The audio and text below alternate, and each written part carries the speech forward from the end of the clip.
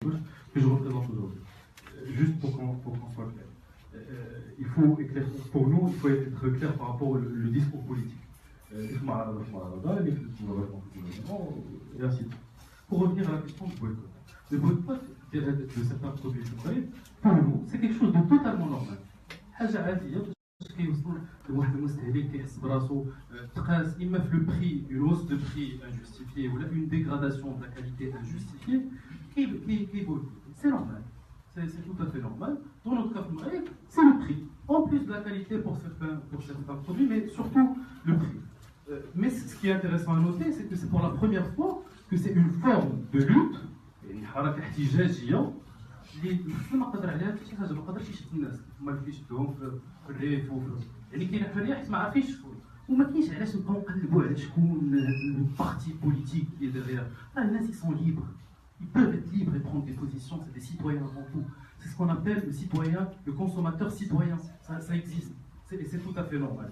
Pour nous, au lieu de s'acharner sur un des consommateurs qui essaient d'utiliser leur droit le plus juste, en les traitant de Madawi comme les ministres, qui reprend un mot de Sylvie Kelam pour être juste.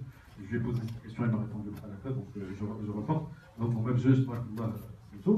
Alors, sans tomber dans traiter les boycotteurs de non-nationalistes comme l'a fait un champion de centrale laitière, il faudrait écouter. Pour nous, il faudrait écouter, il faudrait comprendre et se pencher sur l'essence de cette campagne de boycott.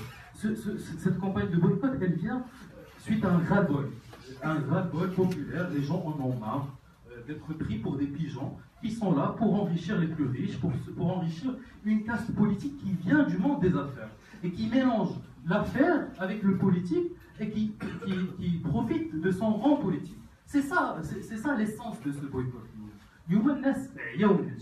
Et l'Youma, ça serait bien que nous, en tant qu'acteurs politiques, en tant que gouvernement qui a une certaine responsabilité, qu'on regarde de près ces sujets-là. Ça a un nom. Ça s'appelle le conflit d'intérêts. Dans d'autres pays, c'est interdit. Bon, on peut parler de notre histoire, on peut en parler si vous voulez. Mais aujourd'hui, nous sommes devant une situation assez inédite. Hein, c'est très intéressant. Je vais me focaliser à le carburant. Sans oublier l'importance des centrales laitières, et sans parler du drame ce qui est en train de provoquer la source. الناس ديالك يعانيوا من العطش. C'est juste entre parenthèses. Mais je vais remarquer le carburant parce que c'est beaucoup plus parlant. On est devant un gouvernement péquéen, qui vient tout libéraliser, qui enlève la caisse de compensation le carburant, qui nous vend une idée selon laquelle le marché va s'autoréguler de façon assez magique, une main magique va réguler le marché. De toute façon, ça ne marche jamais. À cette même époque, plusieurs organisations politiques, et même non politiques, politiques comme le PSE et la LGB et les forces de gauche, on a tiré la sonnette d'alarme. Ils ont un ce qui va payer l'addition. L'addition va être payée par le citoyen. Donc, au minimum, ce qu'on avait proposé, c'est des propositions concrètes.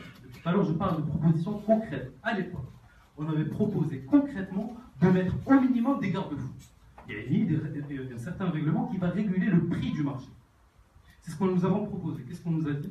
De toute façon, tout le monde est pessimiste, de toute façon, je n'ai pas votre compte, donc Résultat des courses, on est devant un gouvernement qui se retire complètement de la question énergétique, laissant derrière lui des entreprises qui, selon les enquêtes, ça a été dit, ils ont en plus du profit, un dirham en plus. On l'a chiffré. Un dirham en plus, فوق منه كاين 17 مليار فصيله خمسه 17 مليار ونص دابا الربح زايد كي باي هاد 17 مليار كي لي زابي سي لو سيتويان ماشي الدوله ما خداش لي سيتويان خداوها دي زونتربريز كي بروفيت دو لور rang politique pour s'enrichir. Donc, ce qui est intéressant dans cette histoire, et c'est très désolant, franchement, c'est que nos parlementaires, via la LGD, on met 2017, nos parlementaires ont déposé une demande disant à Fakoum, dire des prix qui ne sont pas très logiques, Brina dire une commission parlementaire pour suivre, pour se pencher sur la question des prix du carburant. Ça a été refusé, mai 2017. Juin 2017, le PJD propose la même idée. La même idée, ça a été accepté. C'est pas grave. Il y a quelle place. Avec la commission, le RNI, le PAM, le PPS, pas tout le monde. Sauf l'USFP aussi, tout le monde. 13 couleurs politiques. Mais la FGB. Juin, Mardemouche. Juillet, Mardemouche. Août, Mardemouche. Septembre, Mardemouche. Nos parlementaires leur ont écrit. La commission, quand on a les résultats de là. Rien, qu'est-ce qu'on nous a dit? C'est Boileau, le porte-parole de PJD fédéral, il nous a dit on s'est dit, c'est pas grave, les députés veulent prendre des vacances au détriment des intérêts de la nation. Septembre, octobre, novembre, on continue à leur écrire. Décembre, décembre. Et ni 2 mai, disons juin, décembre, depuis décembre, janvier, ça y est, janvier, très bien, on veut voir le résultat de votre travail, rien, zéro communication, nada, ouais. Fin avril, ça correspond à quoi? Début du boycott. Donc ça veut dire quoi? Ça veut dire que le boycott a donné quelque chose de très bénéfique, c'est-à-dire pousser le Parlement à faire son travail. Ça, c'est quelque chose de très, très intéressant. Oui, le citoyen marocain, quand il se mobilise contre une certaine injustice, ça marche. La preuve, on est en train d'avoir. On doit aller jusqu'au bout. Mais ce qui est désolant, c'est de voir aussi, et de revoir surtout, la réaction اللي كتبين لنا الحقيقه ديال هاد الناس اللي كيفورميو هاد الجوفرنمون. ما غاديش ندخل في شنو قال السي الداودي ولا شنو قال السي الخلفي ولا شنو قال البارح السي يتيم ولا شنو قال هذا المينيستر ديال ليكونومي ما ندخلش لهم. ولكن ce que je vais m'attarder sur une chose, la déclaration du chef du gouvernement devant la deuxième chambre. Dernièrement, il y a une semaine. جا la parole, deuxième chambre, اش كيقول لنا فهمتكم سمحوا لي فهمتكم. Ça me rappelle quelqu'un en Tunisie. سمحوا لينا ولكن هذا شهر رمضان، شهر الغفران، شهر الرحمن، نزيدوا الخدام. السي العثماني انا ما عنديش مشكل نزيدوا الخدام. ما عنديش مشكل شهر الغفران، واقع بين العباد بين الله وبين الناس واللي خلقوا. ولكن on a une responsabilité politique, on doit avoir un courage politique, on doit avoir surtout un sérieux. On ne peut pas dire 17 milliards, 17 milliards, ça correspond. On peut équiper le transport public, scolaire, le RIP, on ne peut pas dire ça. On a proposé, on est en train aujourd'hui de proposer au Parlement, dans le cadre de la loi qui permet au Parlement de modifier certains textes de la loi de finances, d'intégrer une taxe, et là le secteur énergétique, pour reprendre les 17 milliards et directement les investir dans l'éducation. Parce que pour nous, l'éducation, c'est une priorité. Ça, c'est la première des choses. La deuxième des choses, ce conseil de concurrence qui n'est pas là, il est nommé. Le président, il est nommé par le roi. Les membres, ils sont nommés par le chef du gouvernement.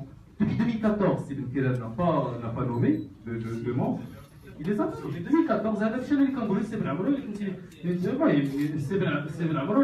le président du conseil qui dit qu'il des membres du conseil. On ne peut pas travailler. Les parlementaires d'il y a un an ont écrit octobre 2017 disant il n'y a pas de conseil de concurrence, là c'est très grave. Je qui j'ai oublié non, ok, il y a un conseil de concurrence qui travaille. Si ça c'est pas du fake news, les menacer les boycotteurs, avant tout ça, on va se poser la question sur la privatisation de Samir. La Samir, Mohamedia, كنا كنشريو في دولة، كنا كنشريو البترول، كنكرروا حنايا اون كدولة، وكنعاودوا نبيعوه للديستريبيوتور، كان عندنا اون مان سور لو بري. اليوم حررناها، بعناها، on l'a privatisé. Elle est fermée. À qui profite ce crime? À qui profite ce crime? Il faut arrêter. Aujourd'hui, les Marocains en ont marre de lier le politique et les affaires pour que une caste s'enrichisse de façon qui ne relève pas du tout de l'éthique.